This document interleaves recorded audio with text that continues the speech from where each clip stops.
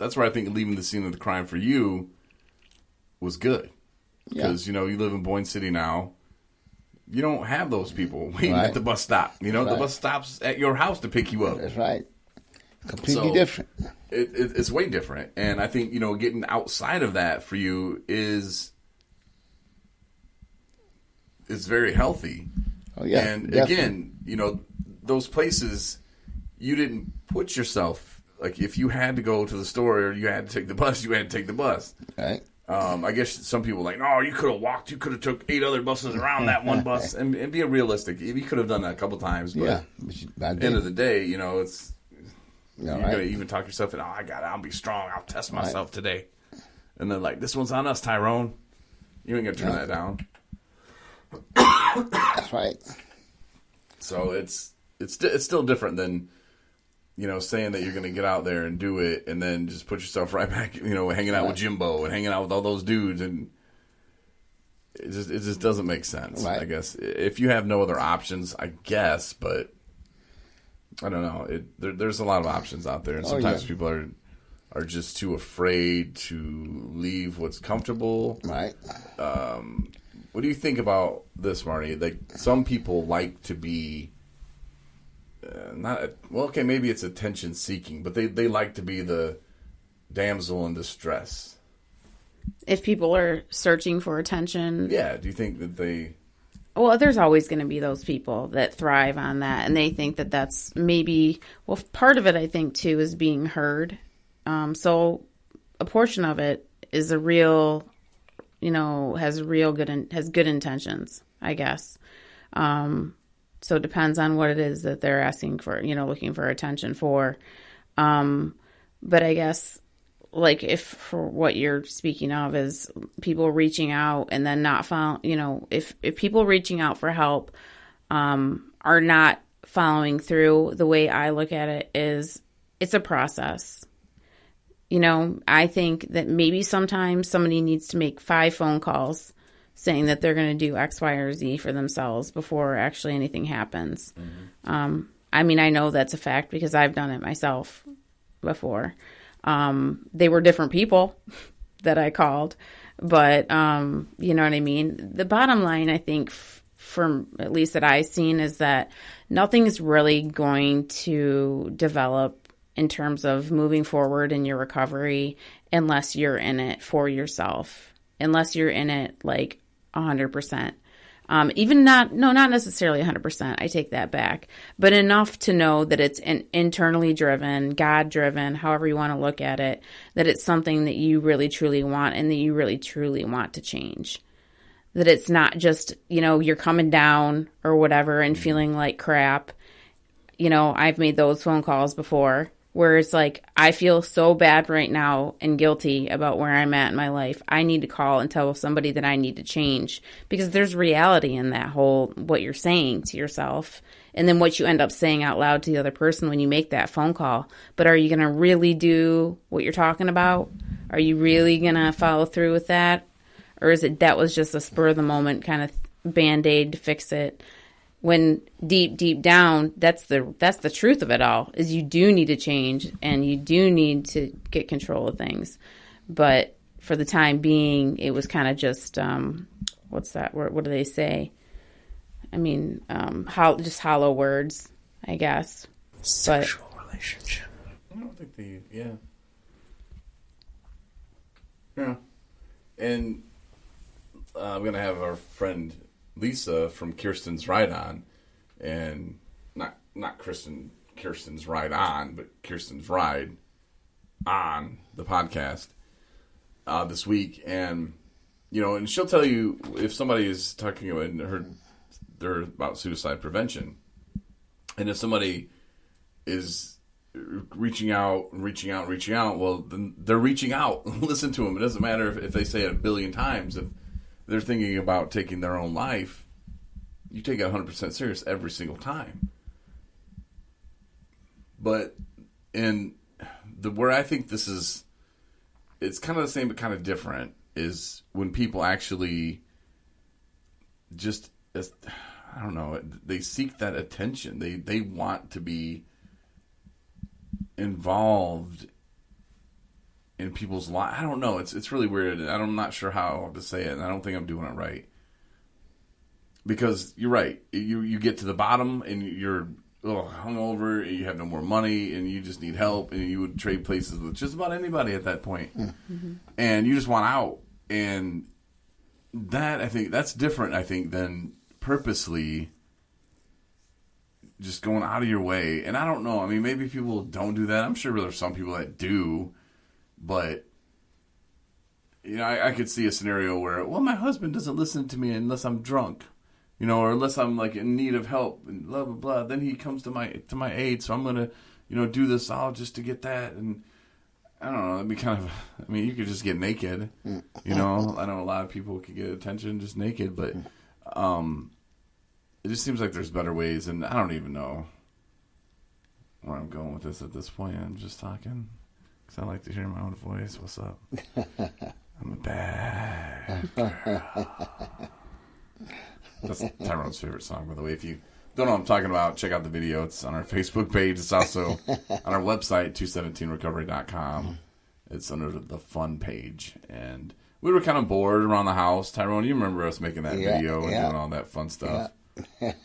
And I was making a song because it occurred to me like that song Bad Guy from What's Her Face, and I was like, how come nobody's made like a bad girl song about this? So I just took all the male parts and flipped them to female parts. I transitioned the song, and I don't know, it was fun. It was something to do, and you know, it was when the quarantine thing, I think it just started, and it gave us something to do. We had fun in recovery, that's for sure. Yeah, so you can check out that video. Tyrone wants it to go to number 1 on the Hot 100 or whatever, the Billboard 100. Yeah, but it could, man. You never know.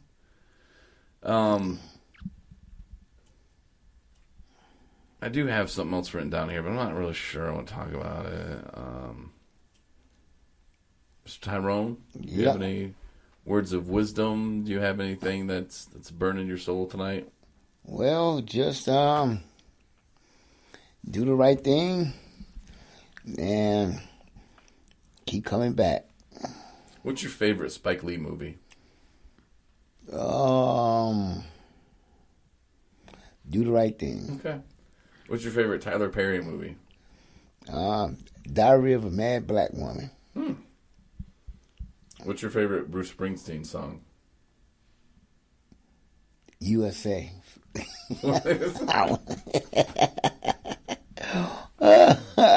Band from the USA or something? I'm Born in the USA. Yeah, Born in the USA. Huh. What's your favorite Willie Nelson song? Oh, man, let's see here. I don't know. I don't really listen to Willie Nelson. Weird, I thought you would. No, Willie Nelson. What's your favorite rock band? Rock band? I would say probably Slayer. And people think that I'm just making that up as like a joke, but you're not joking. That's your jam. You know, you like Slayer, which is really weird. It is. I mean, I guess it's not.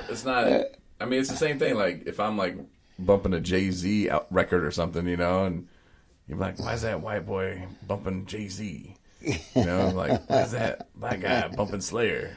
I mean, it's the same thing, really. But I guess. Do you like Seven Dust? Who? Seven Dust. I ain't never heard of that. What? Man, you got some? Yeah, I'll play some for you after this, but no, you'll like them. You'll like them a lot, for sure. Marnie, I'm not get what? I've never heard of that either. Never heard of Seven Dust? No. No. People. 7 Up, you mean? No. Seven Dust. Now I gotta play it. I don't know if I pull it up from my computer if it'll play. I think it will play on the air too, or on the podcast, but I'll just pull it up on my phone. I think my favorite song from Seven Dust is called Enemy. Alexa, play Enemy by Seven Dust. Which, by the way, you can say, Alexa, find the 217 Recovery podcast, and it'll pull that up for you as well. On music. here we go.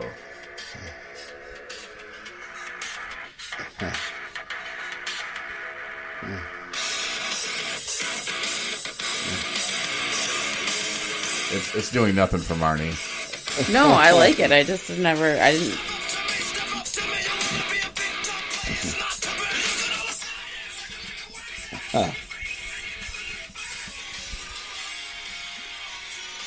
So you can understand them, though, so... Anyway, the point of this... You can see the lead singer there in the middle, Tyrone. There's a black guy. He's a black guy. God damn. It looks like it. Yeah. So check out some of this. Maybe you'll be a big fan. I mean, I saw them live one time, and oh Jesus, it was at the Alamo Dome or Alamo whatever. Yeah, Alamo Dome. It's Texas. Mm-hmm. And it was the Twisted Christmas. Twisted Christmas. Kisses the radio station down there.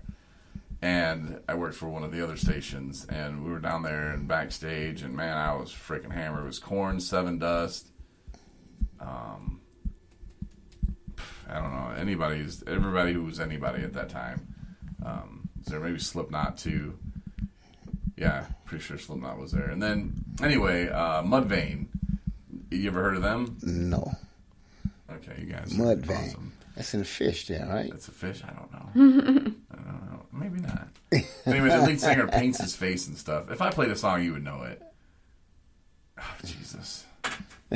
Music lesson with Corey Winfield on Sundays. But anyway, this dude is like, oh, the lead singer's... Stop it, Alexa. I don't want to talk to you no more. The lead singer's all like 5 foot tall. And we come around the corner. I'm drunk. This is like one of those moments I'm not proud of. And I come around the corner and I run into him. And he like bounces off and he looks up. And he's like, watch out or something. And I was like, F you, man. And he's got his face painted. I'm like, idiot, you know. And I didn't really know much about Mudvayne at that point. And then they're out on stage later. And I'm like, oh, that's that little dude that ran into me, you know. I'm like, oh. Yeah, he's just a little dude too. Okay, maybe this one, you know, it's called Happy. Happy, a 217 Recovery Podcast. Back in 3 minutes. Make sure you get the HEV for the 7-Up special. No, nothing. It's not doing anything for Tyrone. Marnie's not impressed. No, I've just never heard it. You didn't listen to Kiss when you were in San Antonio? No, not really. Their numbers dropped. Their morning show's not so hot. We were there living there at different times. I know. Oh, Tyrone's getting excited now. No, you're a DJ there, see. You know all the good groups. Well, everybody knows. Well, I thought everybody would know these guys. Well, you guys listen to Mudvayne. Anyway, that's my Mudvayne story, which started from Seven Dust having a black singer. So, all right, good job. So we can turn a little nothing into something. Do you have anything, Marnie, that you would like to talk about tonight on the podcast? No, everything's going good for me. I'm excited to have a few days off, that's for sure. So I'm going to help out my mom some more and, yeah, hopefully check out some Zoom meetings. I'm excited about that around the world. We gotta do our background thing. I know. We You really backed do. out. If you want to. Oh no, I didn't back out at all. I've been like going like 24/7, like literally. And I talked to Tyrone. We were talking about this earlier, and how we want. You know, I told him that we go to different countries when we do our Zoom meetings, and that we had that bet. But I don't know. It wasn't really a bet. It's something we're gonna do. Yeah. It's just I pick your background, you pick mine, and then I pick Tyrone's. And Tyrone, what was your background that I picked for you? What background? Oh, the cotton fields. Yeah. Yeah. See, I think that's funny. And some people probably wouldn't, but I think it's funny. And, you know, Marnie's, yours, you would be or will be at an adult toy store. And there's all kinds of